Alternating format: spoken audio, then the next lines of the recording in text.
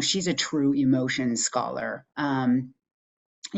She's taking the psychological phenomena that are involved in the affective experience and the antecedent events associated with the affective experiences into the workplace to really understand the role that emotions play not only on our bodies and minds and social interactions, but specifically in those contexts that we spend so much time at work all day. So she's really interested in the role of the affective experience at work. What does it do to our social relations at work, our work product, how well we do in strategic interactions. It's really been a long time since we've seen a true emotions scholar bring together the science of emotion with the science of kind of organizations. And she is at that nexus. And she does this with rigorous interdisciplinary methods, so both qualitative and quantitative and even longitudinal research, which some of us know is, really labor intensive and just fantastic. And she focuses on practical ways to improve people's lives at work. It is a place where we spend so much of our time. Angelica would describe her interests as resting at the nexus of emotion and diversity, specifically, like I said, before, in this unique context of the workplaces. And she merges some of the most fundamental theories in social personality psychology with this work context, that context that provides us with our livelihood. So she's examined things like Tori Higgins' regulatory focus, framework on kind of team performance in the workplace. She's examined really tough questions about the intersectional influence of race and gender on negotiation, which I think we'll hear a little bit about today.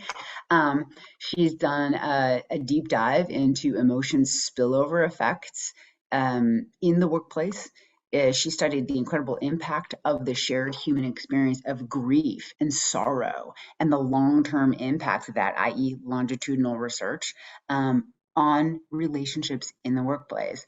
And she doesn't shy away from questions that some might be afraid to ask, such as, questions about ethics and what, kind of ethics in the workplace, specifically linking that to diverse and non-diverse work teams. So it's really an honor and a pleasure to have her with us here today. Please join me in giving a warm Ipser welcome to Professor Angela Leigh.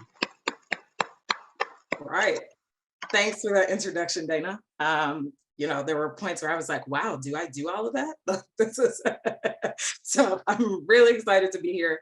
And today, I'm actually going to be talking about, as Dana alluded to, my research that looks at the intersection of race and gender in negotiations. And this talk is based on a paper that recently came out in the journal Organization Science in collaboration with my fabulous co-author, Sridhari Desai at UNC Chapel Hill, one of my mentors throughout my experience or my PhD program at UNC, and then also my collaborator and co-author.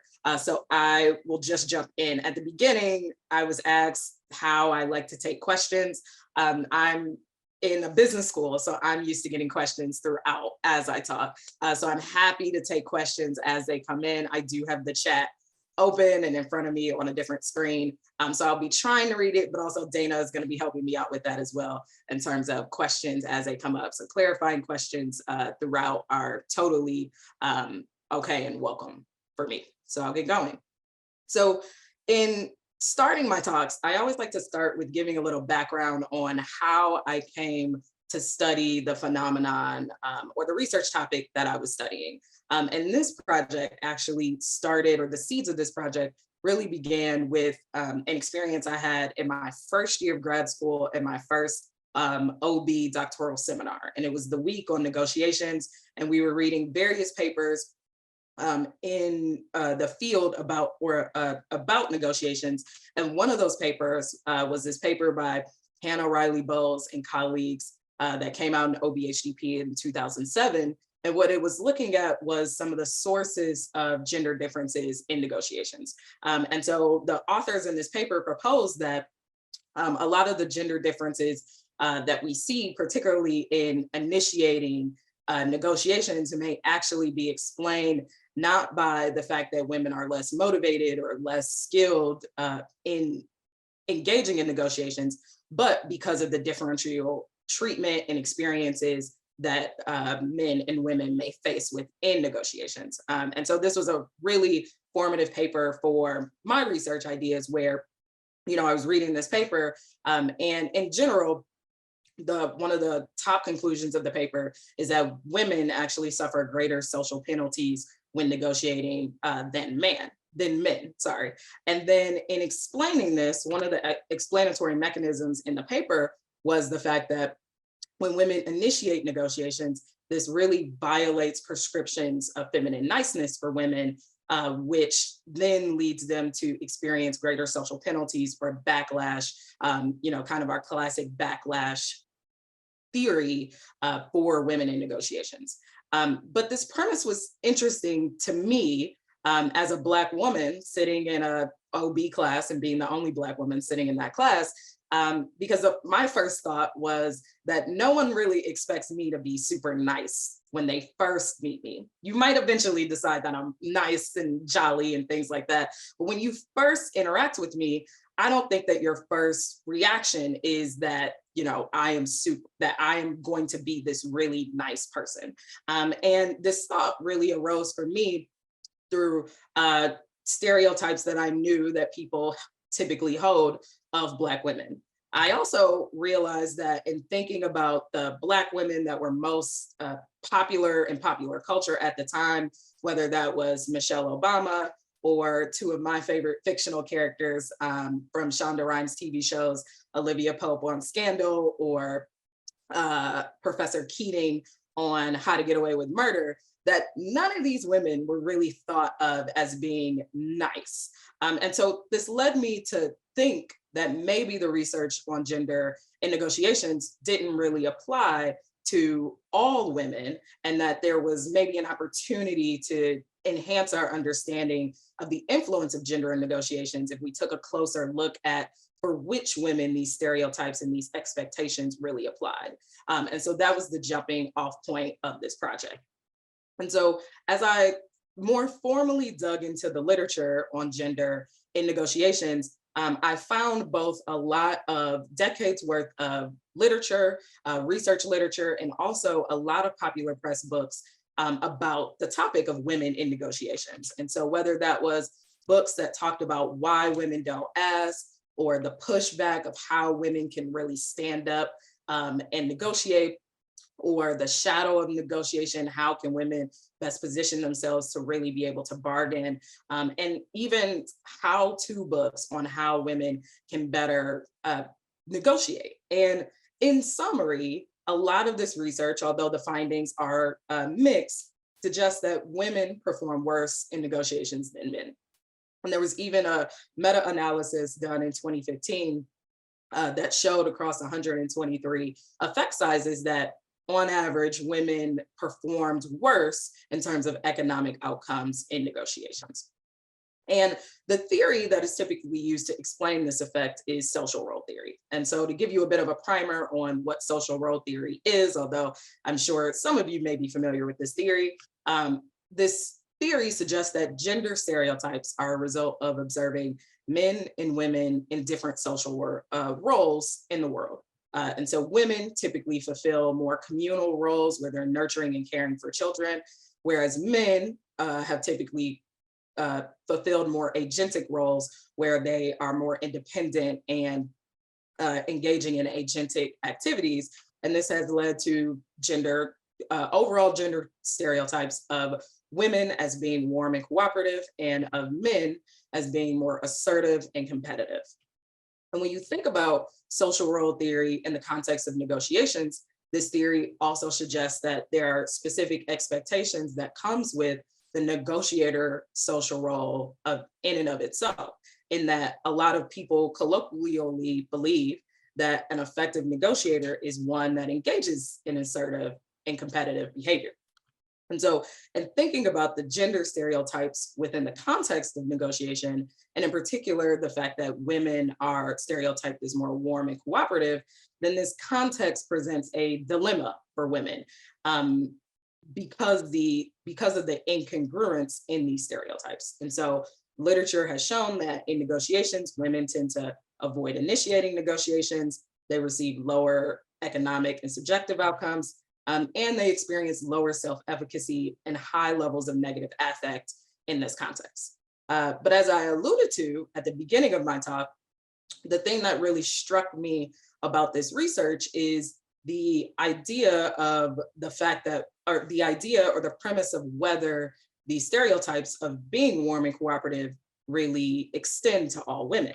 And in doing actual formal research on this topic, I found that these stereotypes don't apply to all women. And there's an established literature and scholars that have been really pioneering this work over the last few years that have looked at stereotypes of Black women in particular. And so what we know is that Black women are not stereotyped as warm and cooperative, and there's virtually no overlap in the stereotypes that are typically applied to white women and Black women. Instead of being thought of as warm and cooperative, Black women are more often stereotyped as strong and domineering.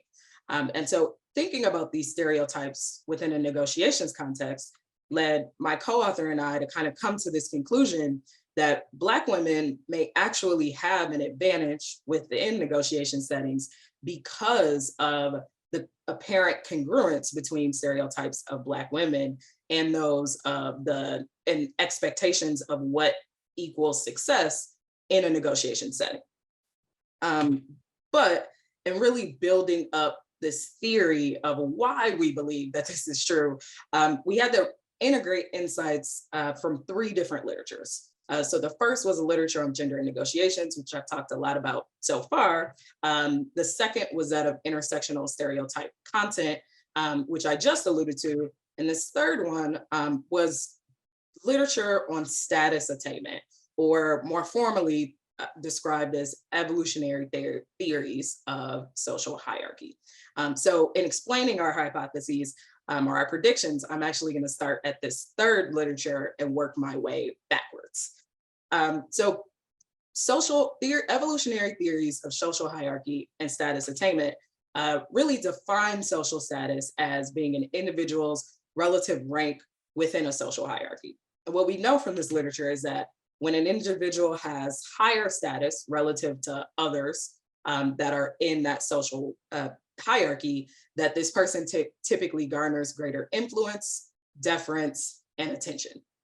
And the idea that a high status individual gains greater deference was particularly interesting to us because if you think about deference within a negotiation context, then this deference may actually lead people to concede more to a high status negotiator, or really offer a high status negotiator better deals, better pricing on goods and services because of the fact that you're deferring to your negotiation counterpart more because of their higher status. And these theories of the evolutionary aspect of these theories suggest that dominance and prestige are actually equally viable paths toward accruing status. Or in other words, these theories suggest that an individual can attain greater status within a hierarchy by either engaging in more domineering behavior or being perceived as domineering, or being perceived as more prestigious or engaging in prestige-based behaviors. And so dominance is really thought of in this context as competitive behavior with a function towards winning. And so individuals that are thought of engaging in dominant behavior are really assertive and commanding, and they're able to therefore command respect or higher status through these domineering actions, or through perceptions that they will engage in these domineering actions. Whereas prestige is a different path towards attaining status. And a prestige-based status is really based on the premise that someone holds a particular skill, knowledge or expertise that's really valued, and therefore people admire this person, they respect them, and therefore this person is able to attain greater status. And this literature, for the most part, has suggested that a leader can gain status through either engaging in more domineering behaviors or in more prestigious behaviors, or being ascribed greater prestige. Although there are more recent papers that have started to show that there are times where we may prefer a leader that is more dominant or more prestigious. So for instance, my colleague at Duke, actually, Hamat Kakar, and his co-author show that during times of economic uncertainty, individuals actually lean more into wanting a domineering leader versus a prestigious leader. And when we thought about this within the negotiations context, the idea that a negotiator could accrue higher status because of through dominance, or through perceptions that that the negotiator would engage in domineering behavior, seemed very aligned with the literature that existed already in negotiations.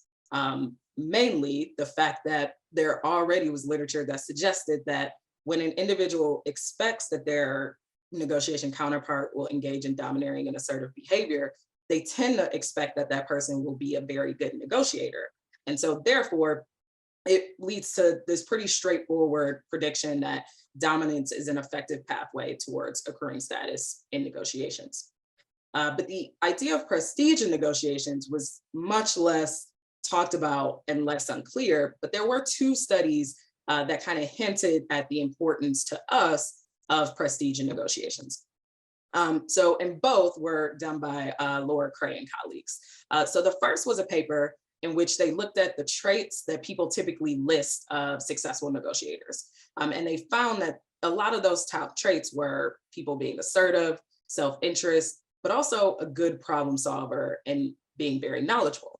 And a lot of the negotiations research that followed after this paper tends to focus on the first two, the idea that people believe that a successful negotiator is assertive and self-interested, and doesn't really tap into this second piece of the fact that people believe that a negotiator is also a good problem solver and knowledgeable. But these are characteristics that would seem very aligned to the idea of a negotiator being able to attain status through more prestige-based behavior or ascriptions of prestige, because this person is thought of as being a good negotiator and knowledgeable and able to solve problems.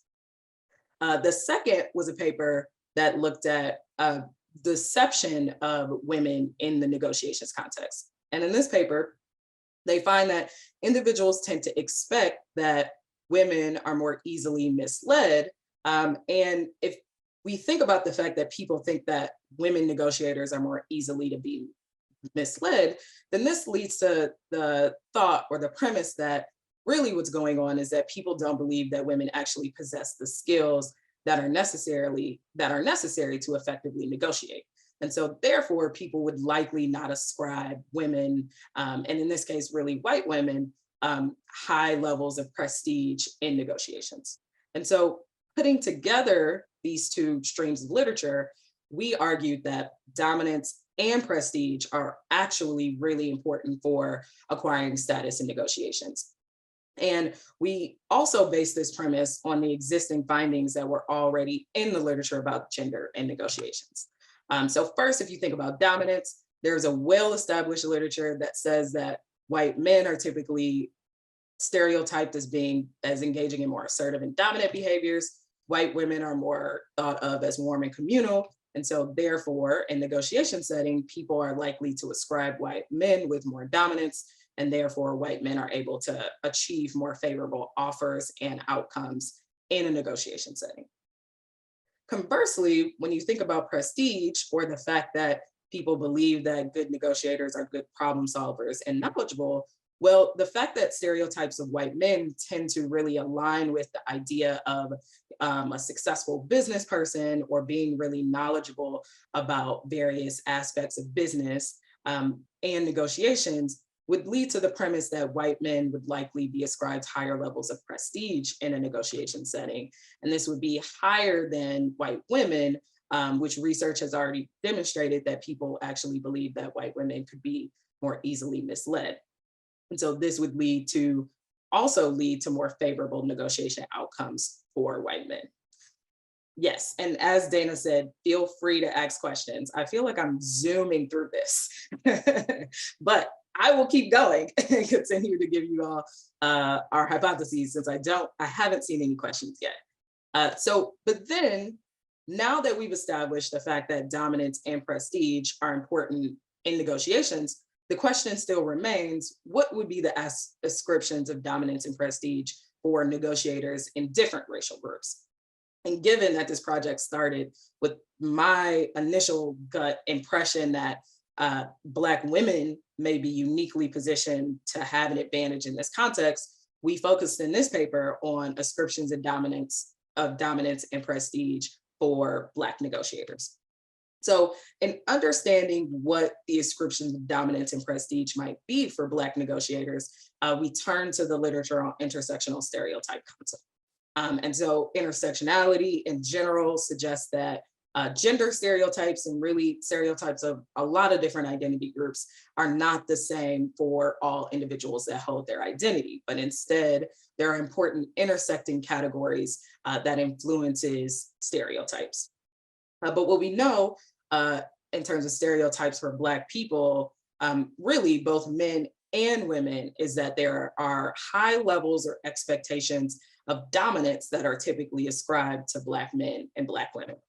So there was a first paper by Gavami and Peplau that found, when they looked at stereotypes for Black people in general, for Black men specifically and Black women specifically, that both Black men and women are stereotyped as loud and being quick to anger and having an attitude. And more recently, Ashley Rosette and colleagues find that Black women are actually most often stereotyped as angry or having strength and dominance. So within a negotiations context, if you think about these ascriptions or these stereotypes of high dominance, then that would lead to the hypothesis or the prediction that Black women negotiators are actually going to be ascribed high levels of dominance. And this would be different than the stereotypes that have traditionally been thought of in this context, which are primarily those ascribed to white women as being warm and communal. And so Black women would be greater in dominance and have more favorable negotiations offers and outcomes than Black women. So this prediction was a little bit more straightforward than the second prediction, mainly because, as I just suggested, both Black women and Black men are stereotyped as, or have ascriptions of high levels of dominance associated with stereotypes that are applied to these groups. And so there really became a question of, well, what happens in a negotiation context when you compare Black women to Black men? And in thinking about this led us down the path of thinking more about the influence of prestige and ascriptions of prestige, and the differences in these ascriptions between Black women and Black men. And so in general, what we know is that Black people garner lower levels of prestige-based status in society. In particular, Sydney Dupree and colleagues recently published a paper that showed that there actually is an implicit association between being Black and poor and having or occupying a low status occupation. And they also find in this paper that there's an implicit association between white and higher status and wealthy. But interestingly, in this paper, all of their studies were really centered on comparisons between white men and Black men. But what we know is that Black men are actually perceived to be very highly prototypical of the Black racial category because their gender and their race have mutually reinforcing stereotypes related to them. And so this led us to hypothesize that actually this racial group prototypicality would likely lead Black men to be more associated with characteristics that would lead to lower prestige in negotiations than Black women. Also, the paper that I referenced earlier, Gavami and Peplau, in that paper, they actually show that Black men, while there was a lot of overlap between Black women and Black men in terms of stereotypes of assertiveness, there was less overlap in terms of the characteristics that would lead to lower status, like being, in a lower status, occupation, being uneducated, and things like that. And so based on this, we hypothesized or predicted that Black women would actually be ascribed higher levels of prestige than Black men in negotiations, or said more plainly, when an individual is going to negotiate with a Black woman versus a Black man, they're actually going to believe that the Black woman has a little bit more of the skills and savvy that's needed to actually be a worthy negotiation opponent, and they're therefore going to defer more to the Black woman than they would the Black men. And so in this case, what this means is that unfortunately, Black men are not able to capitalize on the ascriptions of dominance in the same way that Black women are because of this lower level of prestige. And so therefore, we predicted that Black women would have more favorable negotiation offers and outcomes than Black men. And so now I'm going to get into our data, but I did want to, before I get into the data, I wanted to preface this in terms of the context in which we looked at this. So the first thing is that we didn't make formal predictions about the comparison between Black women and white men, mainly because after doing all of this extensive literature searching, there wasn't a clear prediction that we could come up with in terms of what the performance between Black women and white men might be. And across the many studies that we ran for this project along the way, we tended to find that Black women and white men actually performed relatively the same in negotiations, although every once in a while, it went a different way. And in one of the studies I'm going to present to you, I'll show you the different way it went. Also, we studied this particularly within the context of negotiations in which someone is having, zero acquaintance meeting with a negotiator. You're presented with a negotiation partner and you're asked to provide them with a price or an offer or something like that. And this was due to the fact that we thought that this would be the particular context in which these intersectional stereotypes would really rule the day in terms of how much you would defer to that person in either giving them a higher price or a lower price, or a better offer or a lower offer. And I see that I'm now getting questions. Yay, okay. Yes. I can ask them and you can answer them. How about that? Yes. So Kiera asks, do you draw a distinction between an advantage that arises from avoiding harm, that is, they are protected from backlash, or they face an absolute advantage? I ask because negotiation also requires people to care about the other person, and I feel that Black women face less care and attention than other intersectional identities. Not sure if this is the right time to ask, but yes, I think you would like to muse about that a bit. Yes, good question, Kira. And hey, Kira, what's up? So in this paper, and I think the thing that the last thing I kind of said really goes to the heart of your question. So we particularly tested this in the context in which someone is, so for example, in our second study where we ran on Craigslist, it was a Craigslist seller that got an email from a potential negotiation partner and was basically had to decide whether they were going to negotiate with that person and if they were going to lower the price on their item as the person was inquiring about. And so I think that in our other studies, it was similar to this in that the participants were asked to provide the negotiation counterpart who they couldn't freely choose. They were asked to provide that person with an offer for a price or a good or other things. And so I think that that context worked for this initial test of the influence of this intersectional stereotype content, because it's really the context in which you would then, the price that you offer would really just be ruled by how much you think that this person is actually going to be an effective negotiator or not. I think in the real world where we're not able to control things as much, that there definitely could be things that people, consequences that are based on the fact that people, actually do have less care and attention, or intersectional invisibility for Black women. And so we talk about this in terms of, one of the issues could be that if I think a Black woman is going to be a more formative or formidable negotiations partner, then I might just find ways to like stop her from negotiating in the first place, because I still might not believe that she should be able to achieve the resources that she's asking for.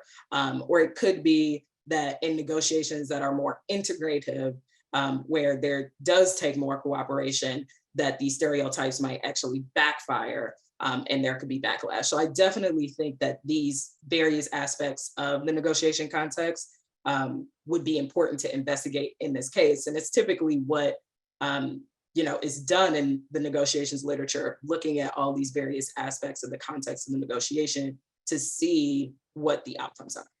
Yeah. Oh, sorry. There are two questions about. Yeah. I unvisualized myself instead of unmuted. So there are two questions that kind of relate to dominance and prestige. So Kiara, I think, was kind of, as you were talking, then made another comment about. So it's not about dominance and prestige, but interdependence. Do you want to talk a little bit about that? And then let me just add in Rudy's question, which I think is probably related, and maybe you can answer them in tandem, is the following. Could stereotypes of dominance interact with stereotypes of competence? Yes, so I'll take Kira's second point first. So yes, when I talked about the fact that the negotiation context matters, when you think about a more integrative negotiation context, and we examined all of our studies within the distributive negotiations, where one party's loss is another party's gain. Although actually, now that I'm saying that, my first study actually has both integrative and distributive issues. And so I'll show that in a second. But yes, even in that study, when you look at the outcomes for the integrative issues, the pattern changes just a little bit. And so I definitely think that interdependence is one of the things that could come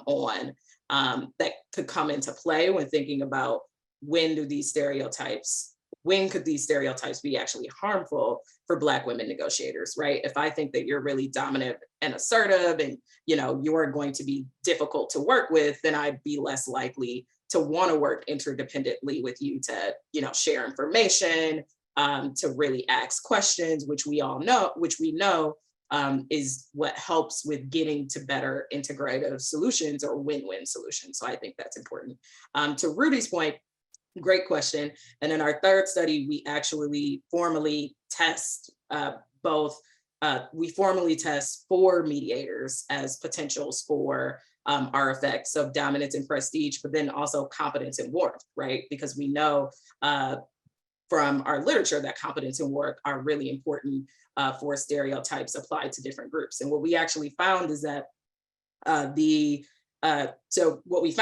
competence actually doesn't mediate the effect. It really is dominance and prestige. But I think, more theoretically, why I think that happened is because I think that there's a difference between thinking that someone is, generally intelligent or, capable and competent, and thinking that someone is actually a skilled negotiator. And even if you think about our MBA students, they tend to think about this differently, where they, are very competent, capable people, and yet a lot of them enter our negotiations classes thinking that they're not good negotiators. And so what we find is that this idea of general competence isn't the same as actually having a high regard or respect, or someone having prestige for their capabilities of being a good negotiator. And that was really what drove the effects. But good question. We thought about it, actually. Yeah. I don't see anything else. No, I think that's it for now. Okay, so let's get to the data. I've spent a lot of time motivating our hypotheses with all of this theory. So let's get into the data. So in the first study I'll show you, we really were just interested in establishing and investigating whether Black women have an advantage in a negotiation setting. So this was an online study that we did that was actually a negotiations chat, where we looked at this more main effect of the interaction between race and gender on negotiation outcomes. In our second study, we asked this question of, does this advantage could we see this advantage in the real world? And one of the other things that I realized as I was going through and learning more about the negotiations literature is that a lot of the literature is really based on, lab experiments, which I love. I've run a ton of lab experiments, but there wasn't a lot of things done in the field on negotiations. But so in this study, we actually went to Craigslist to conduct negotiations to see if this advantage would actually extend to this more real world negotiation marketplace where negotiations tend to happen every day. And then finally, in our third study, we really looked at these explanatory mechanisms in terms of dominance and prestige. But then also, as I alluded to in my response to Rudy, we also looked at competence and worth in this study as well. So let's get going. Study one, this was a study that we ran on Turk Prime back when it was still called Turk Prime with 232 individuals. And we utilized a pretty well-regarded and typical utilized negotiation simulation that has been used in prior negotiations research, where it was a 3-issue cell phone negotiation. And what we did was we manipulated the race of the negotiation partner and gender of the negotiation partner. And I'll talk about that manipulation in a second. So the measure in this study, in the paper, you will notice that the measure was only the final negotiated price. I'm sure a lot of you who have published and have experience publishing can guess why that's the only outcome in the paper. I will let you ponder on that, but I'll also show you in this talk the total results for all 3 issues as well.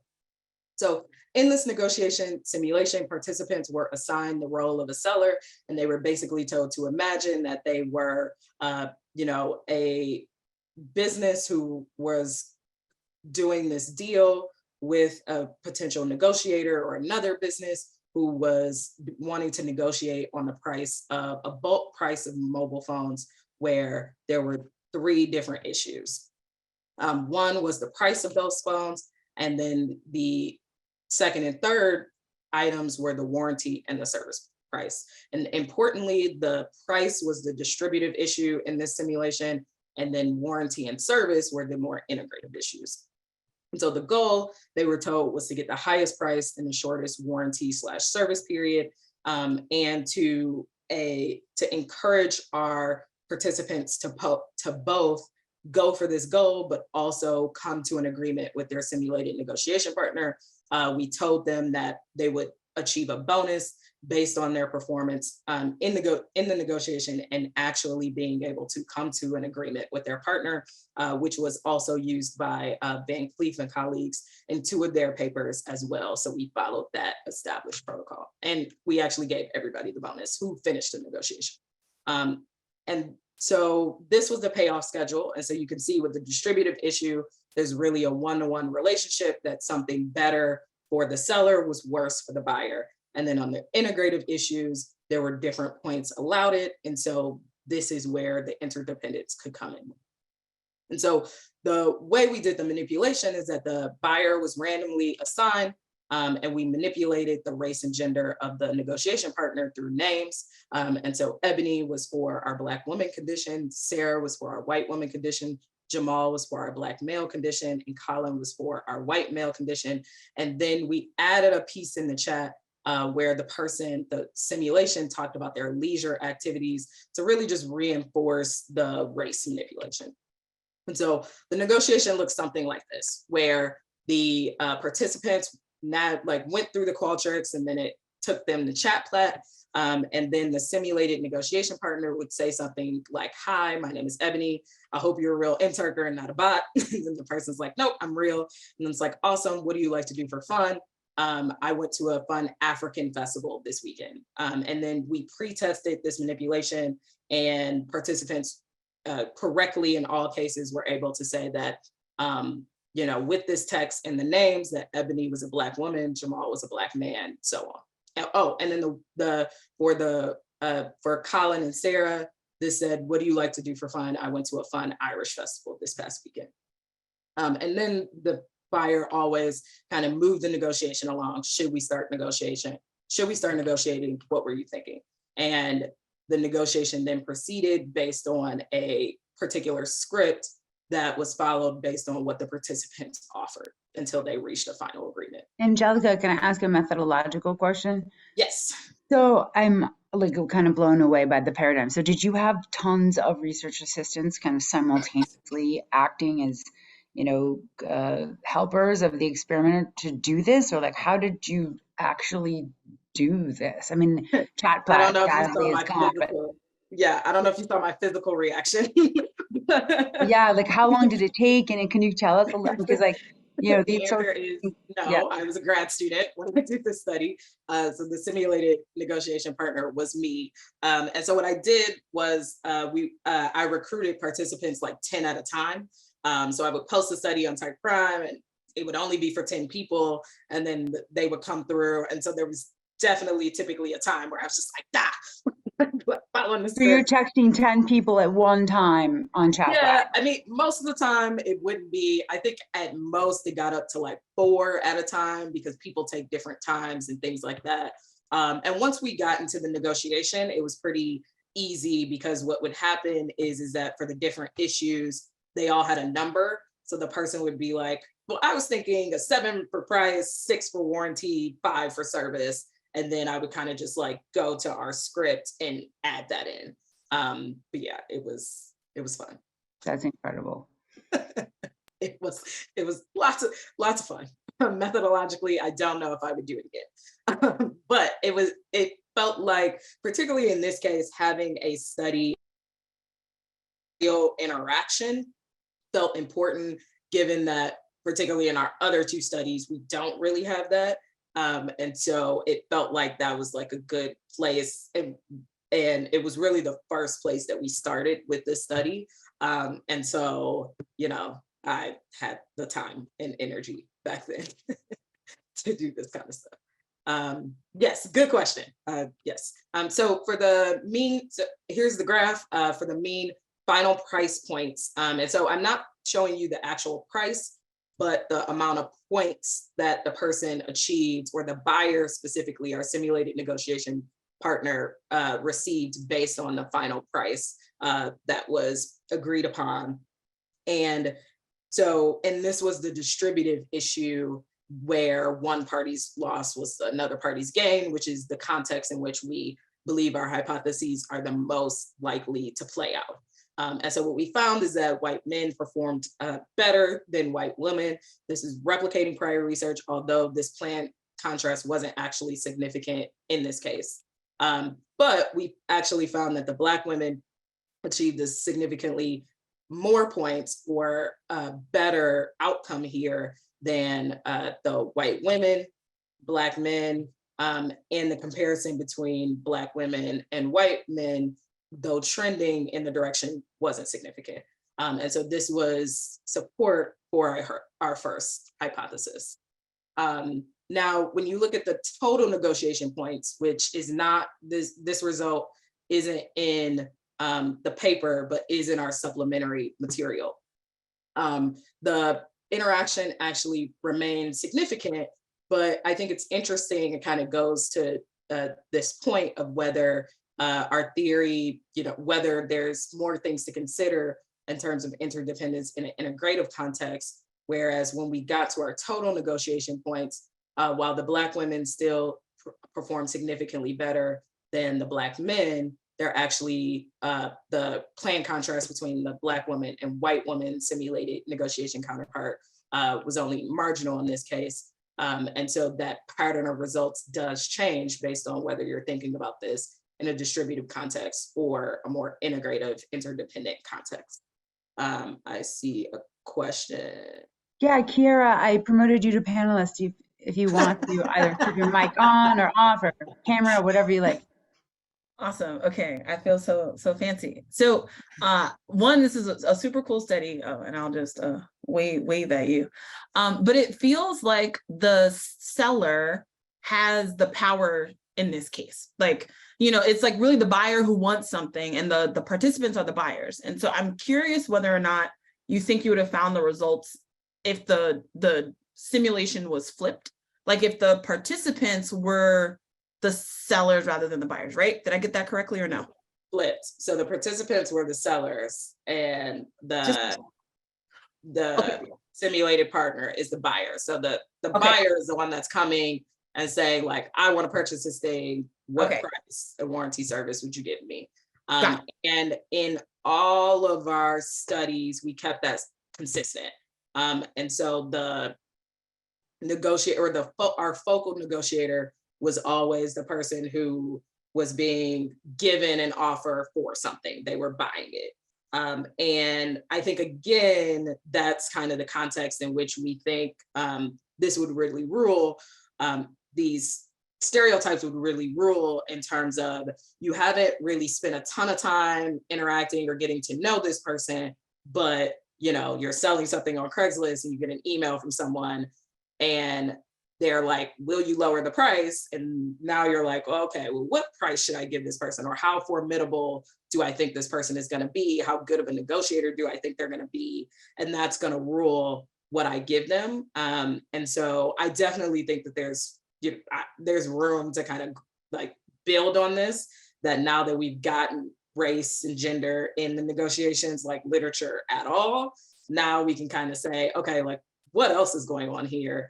And really think about this like decades of research that have looked at all of these different aspects of negotiations. And now consider what does this research mean when you consider the race of the negotiator, the position of the negotiator, the type of negotiator, all that. Okay, 2 quick follow-up questions. So 1, did some negotiations go longer than others? And did you find, and if that's true, was there a difference by race and gender?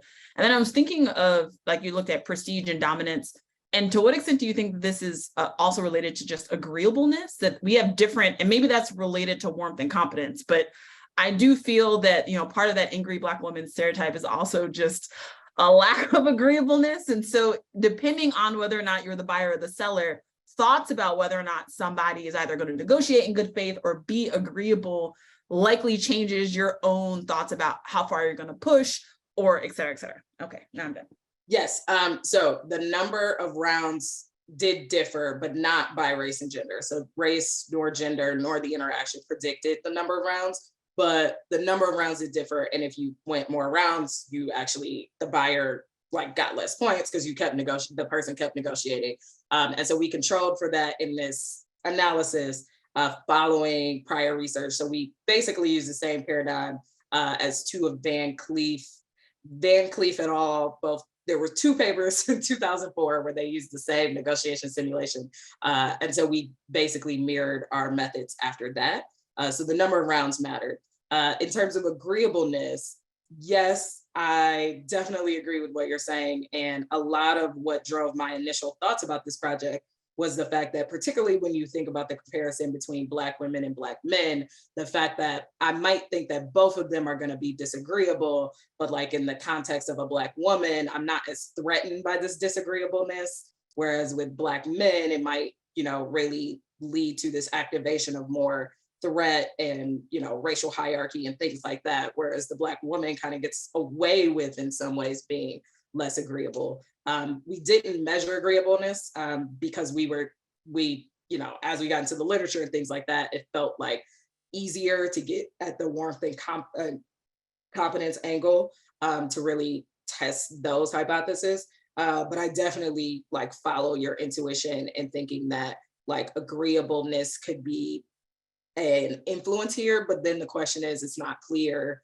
I could think that 2 people will both be disagreeable, but then in one case, I react to that by saying, let me just give this Black woman a better deal. Whereas in the case of maybe Black men, this idea of disagreeableness will actually be more rooted in threat and therefore lead me to say, I'm not going to concede.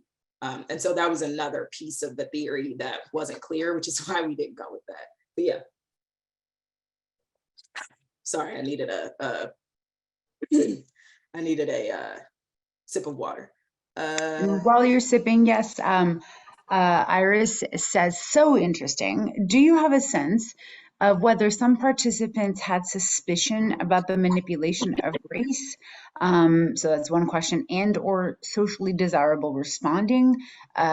She's asking kind of 2 separate questions.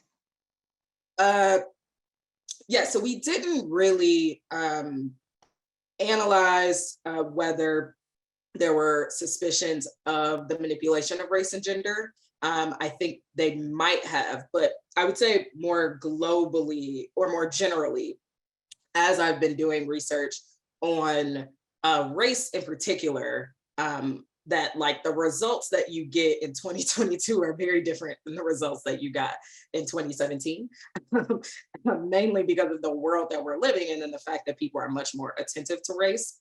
And so one, the study was run before 2020.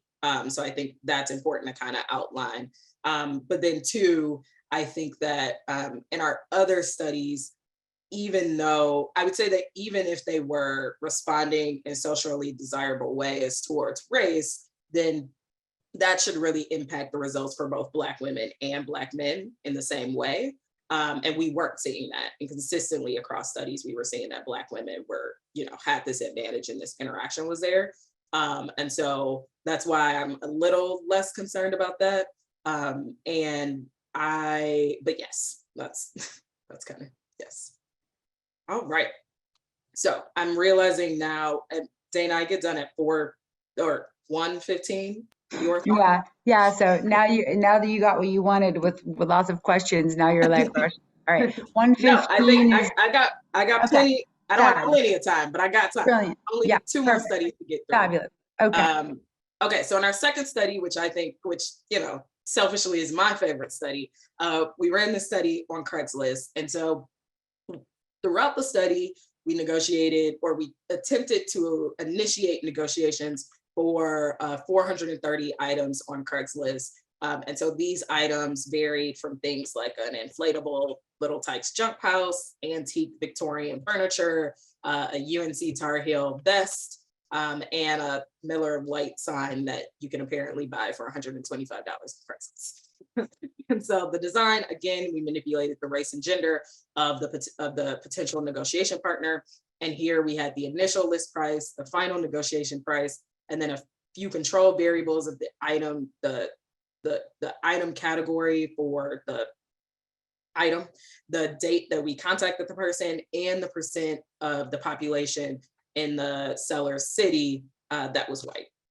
And so what we did is we went to the Craigslist website of a large metropolitan area in North Carolina, and we selected items in 5 different categories that were for sale. And we specifically went after items that were that were listed at between $100 and $200 initial price, so that there weren't like huge outliers or issues in the data. And so what we would do is we would contact sellers at their anonymous Craigslist email address that is simulated by Craigslist, and we randomized whether that person was contacted by the simulated partner that represented our Black woman condition, white woman condition, Black male condition, and white male condition. And so what we did is we sent this simple email where in every case, the subject of the email was the name of the item. And then the email simply said, I'm interested in whatever the item it was that we were negotiating for. So in this case, the Rolling Stones bomber jacket, is it still available? Is the price negotiable? And if so, what are you willing to sell it to me for? And so what we found first, and kind of looking at the responses to the emails, because these were really potential negotiations, and not in all cases we got a response, although the response rate was pretty high.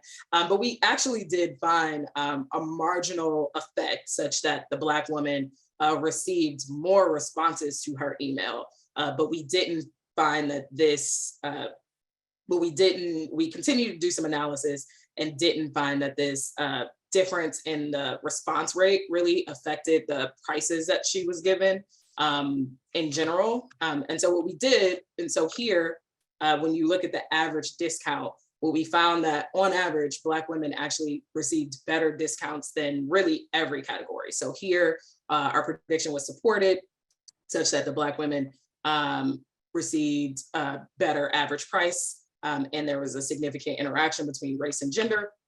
What we found is that in this study, that the Black women actually received a better average price discount than all 3 different categories. And I have hypotheses for why that happened, and I'm happy to chat about it at the end of the talk.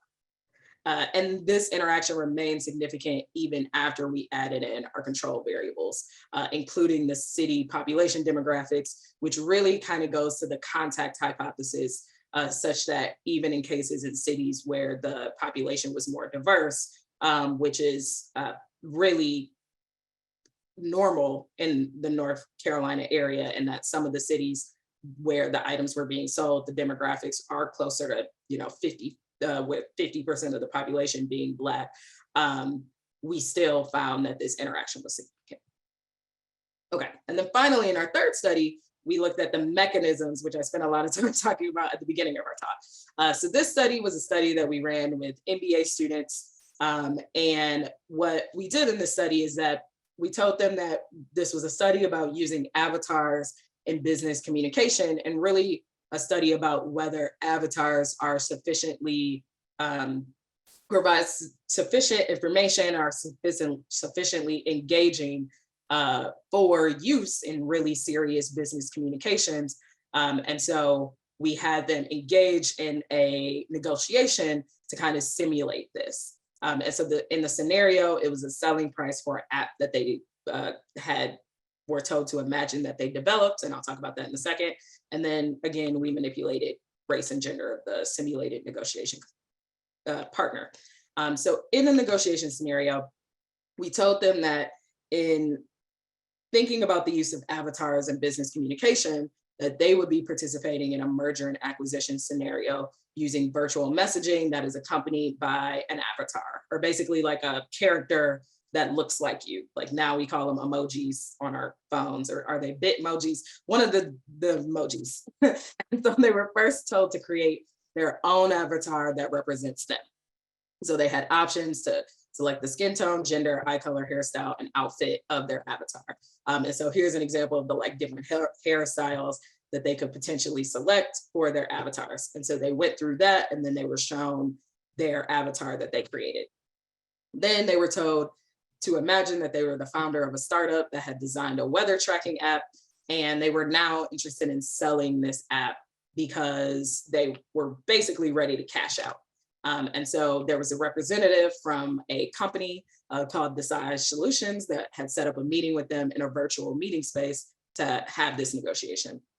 And so they were told that their original asking price was $3 million, but they're willing to negotiate on the final price. And in this case, we actually gave them a BATNA, or this best alternative to the negotiated agreement, of $500,000.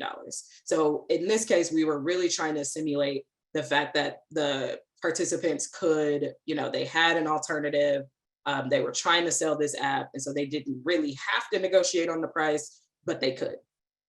And this was the manipulation of the Decide representative. So in this case, they were shown a representative who was either a white woman, a Black woman, a white male, or a Black male. And then the measures was the first offer price for the sale. And then they were asked to give another offer. They were basically told that the representative rejected their first offer.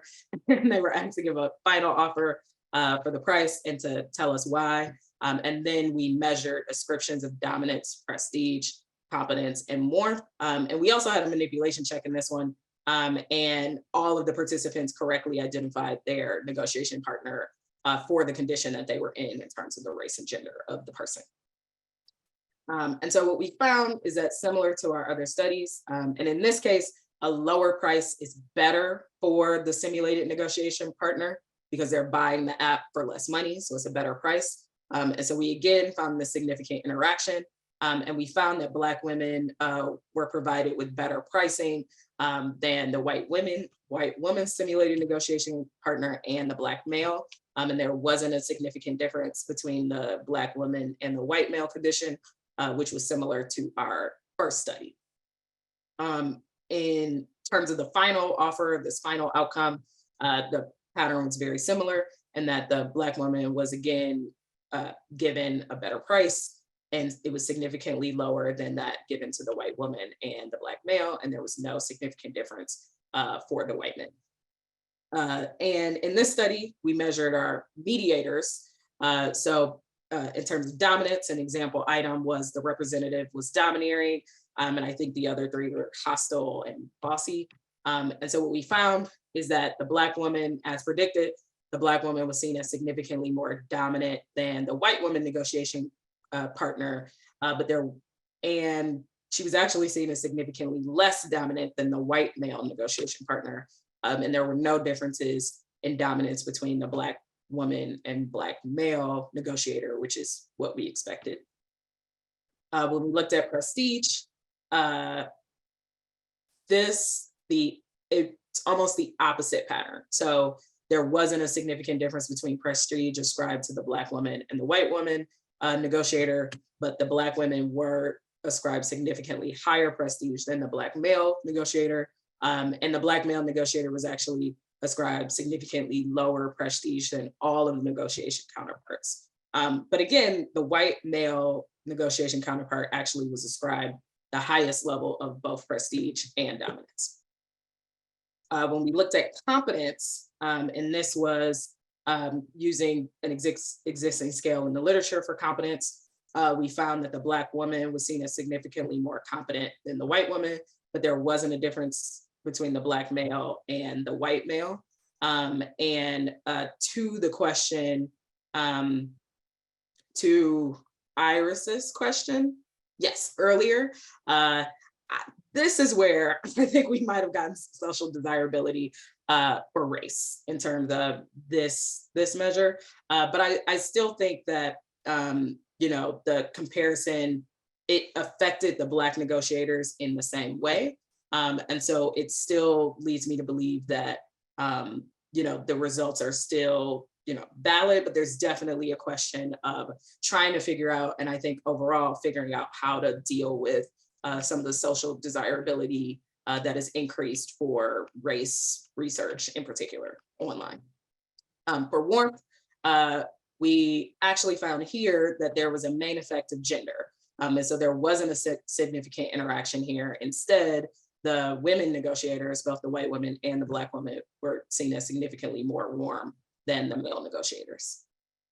Okay, so when we threw all of this in a simultaneous mediator model, we found a significant interaction between race and gender on ascriptions of prestige remained, but the interaction that was there for competence actually was not significant when it was modeled in a model with all four of the mediators. And for warmth, the interaction wasn't significant even by itself. And we did run a conformatory factor analysis, and all four of the measures loaded on four different factors, and the loadings, the RMSEA, and all of those good things were within the acceptable ranges that are recommended. And so in looking at this mediation, we found that dominance and prestige really uniquely led to better initial offer prices, such that the index for the moderated mediation for dominance and prestige were significant. The confidence intervals didn't include 0, and this wasn't the case for competence or warmth. Just quick clarification, these are unstandardized betas, obviously. Yes. Okay. Yeah. In management research, we tend to show unstandardized. I was just gonna say, I think things are overspecified.